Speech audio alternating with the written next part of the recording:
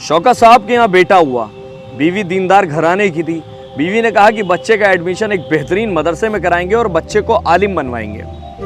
लेकिन शौकत साहब ने कहा नहीं, बच्चे का एडमिशन एक अंग्रेजी मीडियम स्कूल में करवाएंगे, बेहतरीन इंग्लिश मीडियम स्कूल में करवाएंगे और बच्चों को बेहतरीन सरकारी अफसर बनवाएंगे।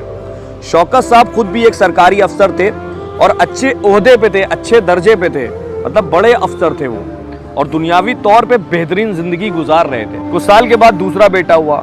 बीवी ने फिर जिद की कि इस बार बच्चे को आलिम बनवाते हैं, उसका एडमिशन मदरसे में करवाते हैं। लेकिन शौकत साहब की वही जिद कि नहीं, बच्चा एक बड़ा सरकारी अफसर बनेगा और इंग्लिश मीडियम में उसका दाखिला होगा, एडमिशन होगा।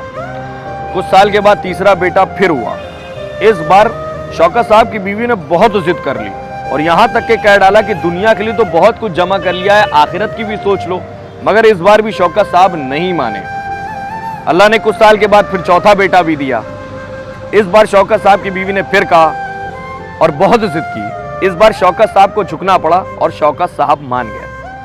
वक्त का पहिया घूमा, बच्चे बड़े हुए, बच्चों का एडमिशन हुआ। तीनों बड़े भाइयों का एडमिशन एक बेहतरीन इंग्लिश मीडियम स्कूल में हुआ और चौथे वाले भाई का एडमिशन एक अच्छे मदरसे में हुआ। अब शौकत साहब अपनी बीवी को वक्त वक्त पे ताना देते रहते थे कि तुम्हारा फैसला बहुत गलत है, देखना कल को जब बच्चे बड़े हो जाएंगे, जब मेरे तीनों बेटे बेहतरीन अफसर बनेंगे और छोटा वाला आलिम बनेगा, तब तुम पछताओगी। क्योंकि जो बड़े वाले बेटे हैं ना, उनकी जो सैलरी होगी ना, जो हफ्ते भर की उनकी सैलरी होगी, वो तुम्हारे छोटे बेटे की एक महीने की सैलरी के बराबर भी नहीं होगी। लेकिन शौकत साहब की बीवी कहने लगी कोई बात नहीं, मैं वक्त आने पे आपको ये एहसास दिला दूंगी कि मेरा फैसला कितना सही है और आपका फैसला कितना गलत। शौकत साहब मुंह बनाए और चले गए।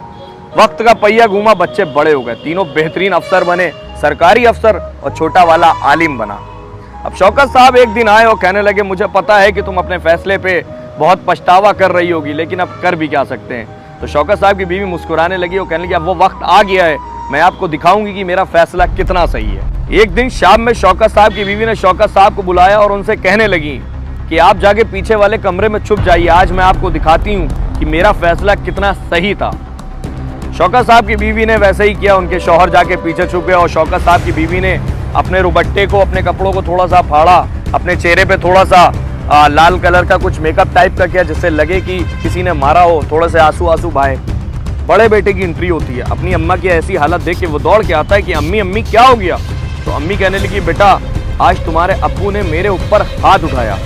वो लड़का गुस्से में, क्या कह रही हैं आप, पापा ने ऐसा किया, बुढ़ा पगला गया है, उसका दिमाग खराब हो गया है, इस उम्र में ऐसी हरकतें। और ये कहते हुए अपने कमरे में जाने लगा और कहने लगा कि अब्बा आ जाए तो मुझे बुलाइएगा, आज मैं उनकी क्लास लेता हूँ।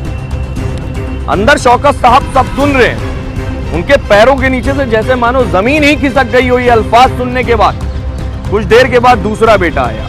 अपनी अम्मी को ऐसी हालत में देख के वो भी दौड़ता हुआ आया। उसने पूछा अम्मी क्या हुआ। तो अम्मी ने कहा कि बेटा तुम्हारे अब्बू ने मेरे ऊपर हाथ उठाया।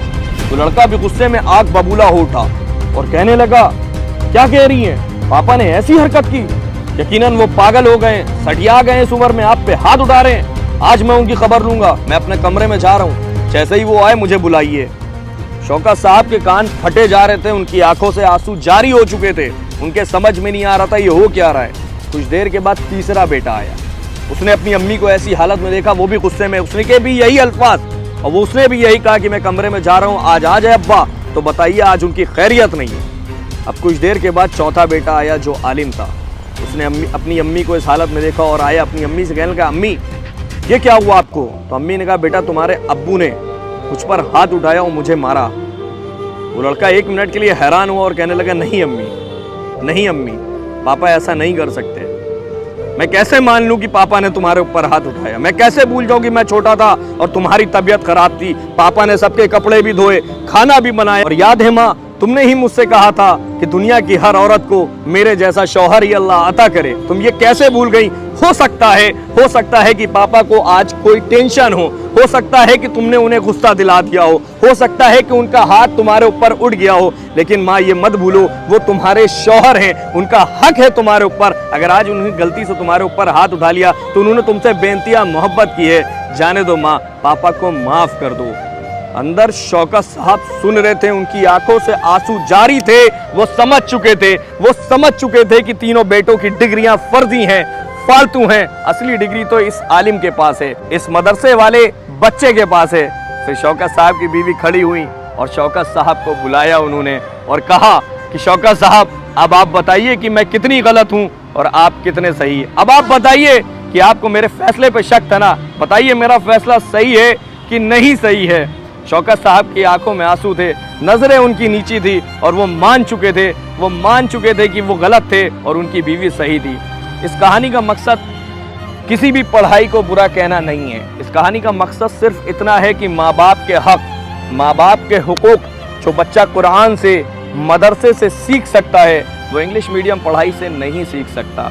बेशक आप अपने बच्चों को इंग्लिश मीडियम स्कूल में पढ़वाइए, मगर साथ में मदरसे की पढ़ाई भी ज़रूर करवाइए, हाफिज़ आलिम भी ज़रूर बनवाइए। अगर आपको ये कहानी, ये किस्सा पसंद आया हो तो मेरे चैनल को ज़रूर सब्सक्राइब कीजिए दोस्तों।